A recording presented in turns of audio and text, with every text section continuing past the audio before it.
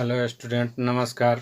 जैसे कि आप सभी जानते हैं कि कोरोना वायरस के बीमारी को लेकर लॉकडाउन जो लग गया है, उसी के कारण आज से हम लोग ऑनलाइन क्लास स्टार्ट किए हुए हैं। जैसे कि आज सब्जेक्ट वर्ब एग्रीमेंट, जिसको सिंटेक्स भी कहा जाता है, इसी टॉपिक को पहले हम लेकर चलते हैं। अगर बाई चांस इसमें कोई त्रुटि भी रह जाए या समझ में नहीं आए तो आप कमेंट के माध्यम से पूछ सकते हैं। आपको जहां समझ में ना आए फिर से दोबारा बताया जाएगा। तो सबसे पहले क्या कीजिए कि आप लोग स्क्रीनशॉट ले लीजिएगा अच्छे से, ताकि वीडियो रोक करके आप लिख सकते हैं। चूँकि इस पर हम समझाएंगे तो फिर दिक्कत होगा, इसलिए पहले आप स्क्रीनशॉट ले लीजिए, इसके बाद हम समझाने का काम कर रहे हैं आगे। जैसे देखिए, यहाँ ये कह रहे हैं सब्जेक्ट वर्ब एग्रीमेंट, जिसको हम कहते हैं सिंटेक्स। सिंटेक्स ये इतना बड़ा सा है और इसको छोटा सा में हम बोल सकते हैं। तो जैसे सब्जेक्ट माने होता है कर्ता, क्या होता है?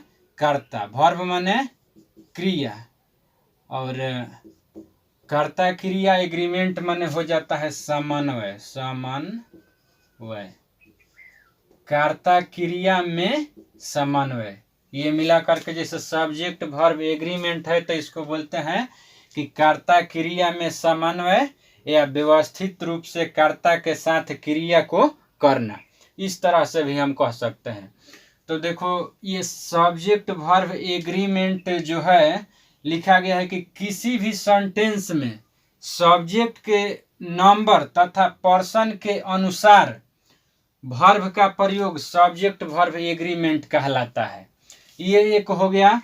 और यहाँ से यह लिखा गया है कि यह इसका शाब्दिक अर्थ कैसे है। फिर दूसरे भाषा में लिखा गया है यहाँ से कि सब्जेक्ट वर्ब एग्रीमेंट को सिंटेक्स भी कह सकते हैं। क्या कह सकते हैं? सिंटेक्स कहते हैं। इतना लंबा जो है सब्जेक्ट वर्ब और एग्रीमेंट को मिला करके हम एक छोटा सा शब्द क्या कह सकते हैं? सिंटेक्स।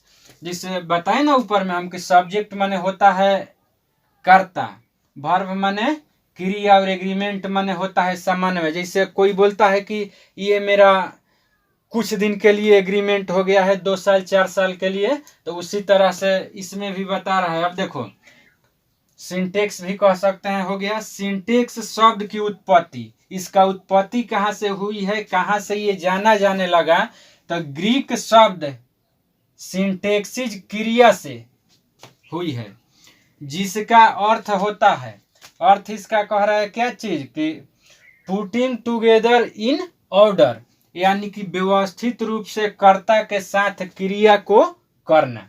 तो ये आप लोगों को समझ में आ गया होगा। अगर इसमें समझ में ना आए तो आप पुनः वीडियो को दोबारा देख सकते हैं। अब दोबारा भी देखने के बाद अगर समझ में ना आए तो फिर आप वीडियो के नीचे कमेंट में लिखिए कि क्या दिक्कत है, समझ में नहीं आया है। अगर समझ में आ गया है तो यह सर लिख करके और आप बता दीजिए। हम सभी का कमेंट पढ़ेंगे और समझेंगे कि किसको समझ में आया है और किसको नहीं आया है। और वीडियो को आप लोग लाइक कर दीजिए, और अपना चैनल अगर सब्सक्राइब कर लेते हैं तो जो भी वीडियो क्वालिफाइड कोचिंग सेंटर के चैनल पे अपलोड होगा तो वो आपके पास तुरंत ही मिनटों सेकंड में एकदम आपके पास पहुंच जाएगा। तो ये आप स्क्रीनशॉट ले करके या वीडियो को रोक करके लिख लीजिए। अब इसको हम क्या करते हैं, मिटाते हैं और अगले टॉपिक पर हम चलते हैं। तो इसके लिए देर ना कीजिए, ठीक है।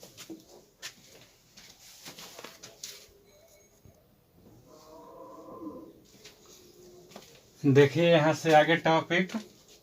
अब इसमें कह रहा है कि यदि सब्जेक्ट सिंगुलर हो तो वर्ब सिंगुलर प्रयुक्त होता है। समझ में आया कि जो सब्जेक्ट यानी कि कर्ता सिंगुलर यानी एक वचन है तो उसमें वर्ब भी क्या होगा? एक वचन ही लगेगा। दूसरा में कह रहा है कि यदि सब्जेक्ट प्लूरल यानी बहुवचन हो तो वर्ब प्लूरल यानी बहुवचन प्रयुक्त होता है। अब कह रहे हैं आगे टॉपिक की वर्ब का सही रूप में प्रयोग करने के लिए यह आवश्यक है कि आप सिंगुलर और प्लूरल सब्जेक्ट तथा सिंगुलर और प्लूरल वर्ब को पहचाने। क्या करना है? पहले पहचान करना है। यदि हम सब्जेक्ट को पहचानेंगे तब ही जो मेरा मेन वर्ब हो चाहे हेल्पिंग वर्ब हो हम लगा सकते हैं। टेंस जब हम बनाते हैं, ट्रांसलेशन बनाते हैं, तो मैंने 100% ये ध्यान रखना होता है कि कौन सा सब्जेक्ट है तो कौन सा हेल्पिंग वर्ब या कौन सा मेन वर्ब लगाएं, ताकि मेरा टेंस जो है पूर्ण रूप से शुद्ध बने। तो अब आगे ये बता रहा है कि न पहचान पाने के कारण ही आप वर्ब के प्रयोग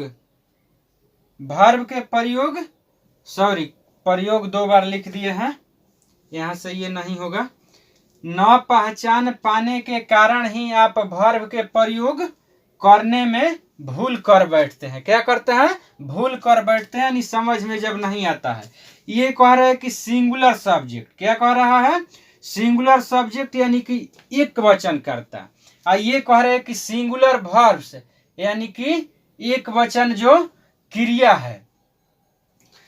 तो अब देखना है कि इसमें सिंगुलर सब्जेक्ट में कह रहे आई यू देखना कि सिंगुलर और प्लूरल दोनों में आ जाता है। जैसे आप, तो आप कोई एक आदमी के कहा गया आप लोग, तो बहुत से लोग, अभी अगला प्लूरल जो आएगा तो उसमें हम बताएंगे। I you he she it Ram the boy the girl, ये क्या है? ये सिंगुलर सब्जेक्ट है। अब चलते हैं आगे, देखते हैं आपका ये सिंगुलर वर्ब्स में am, is, was, has, does, writes, drinks, reads. जैसे कि ये सिंगुलर कह रहा है। क्या कह रहा है? सिंगुलर, यानी मेन वर्ब जो प्लूरल में होता है एस या ई एस जोड़ करके सिंगुलर में बनाया जाता है, जो कि एक दिन क्लास में भी हम बताए थे कि देखने में अजीब सा लगता है, विपरीत करे एस ई एस जोड़ते हैं तो ये प्लूरल होना चाहिए, जबकि ये सिंगुलर हो जाता है। तो ये मेन वर्ब को बनाने के लिए इस तरह से ध्यान देना होगा। फिर इसके आगे अब ये जो सिंगुलर सब्जेक्ट है, सिंगुलर वर्ब है, तो अब हम इसके आगे बता रहे हैं प्लूरल सब्जेक्ट और प्लूरल वर्ब से। आगे आपको समझ में आएगा। इसको स्क्रीनशॉट ले लीजिए, आप वीडियो को रोक के आप बना सकते हैं जैसे आपको समझ में आए, ठीक है।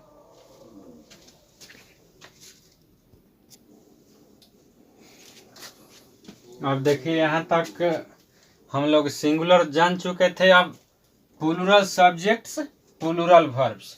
अब जैसे प्लूरल में देखिए, इधर ध्यान दीजिए कि वी यू जैसे सिंगुलर में बताए थे, प्लूरल में भी आ गया। They, Ram and Mohan, Geeta and Sita, the girls और द बॉयज, ये आपका हो गया प्लूरल सब्जेक्ट्स। अब प्लूरल वर्ब्स को देखिए। आर हो जाएगा, वेयर हो जाएगा, हैव हो जाएगा, डू हो जाएगा, ये मेन वर्ब में हो जाएगा राइट, ड्रिंक, रीड, यानी कि इस तरह के बहुत से हो जाएगा। यहाँ ETC लिख सकते हैं, हो जाएगा। अब ये देखो, ये जो टॉपिक हम लिखे हैं ये आप चाहे तो लिख सकते हैं, अन्यथा कोई जरूरी नहीं है। ये आपका मर्जी का है कि आप चाहे तो लिख सकते हैं, इनका कोई जरूरी नहीं, से समझाने के लिए हम लिख दिए। कह रहे कि चलिए हम लोग वर्ब्स के कन्फ्यूजन को कैसे दूर कर सकते हैं, इस पर विचार करें। होता है ना कि कोई चीज समझ में नहीं आता है तो इस पर विचार किया जाता है कि अरे भाई ये कैसे हो सकता है, थोड़ा सा इस पर विचार करके सोचते हैं, तब कुछ विचार करने के बाद पता चलता है कि ये तो सत्य है, सही है। जैसे कोई नाउन, नाउन माने क्या होता है? संज्ञा। अगर कोई नाउन हो तो उसमें क्या करेंगे हम कि एस या ई एस या लास्ट में अगर वाई रहता है तो वाई को हटा के आई ई एस में बदल देते हैं। एस या ई एस या आई ई एस जोड़ करके हम लोग नाउन को प्लूरल नाउन बनाते हैं। किससे? यदि सिंगुलर में वाक्य होता है तो सिंगुलर से क्या करते हैं? प्लूरल में हम बनाते हैं। अब यही वर्ब देखिए, वर्ब में भी उसी तरह से एस या ई एस या वाई अगर लास्ट में रहता हटा के वाई को और आई एस जोड़ करके सिंगुलर वर्ब बनाया जाता है। इसमें ध्यान रखना है कि आपका मेन वर्ब जो होता है तो हमेशा अपना मूल रूप जो है प्लूरल में रहता है, और एस या ई एस या आई एस जोड़ करके उसको सिंगुलर में बना दिया जाता है। तो ये रहा आपका परिचय सब्जेक्ट वर्ब एग्रीमेंट के अंतर्गत।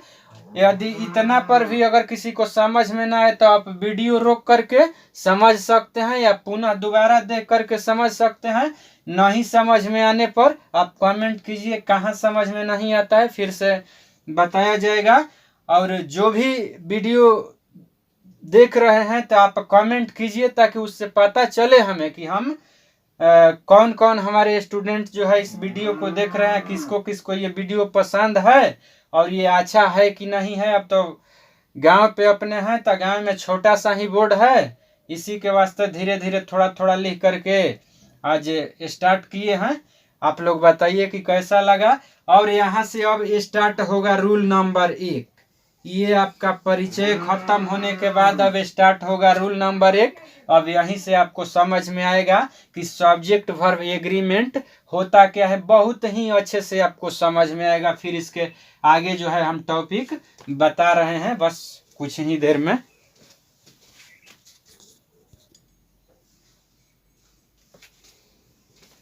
चलिए देखिए रूल नंबर 1।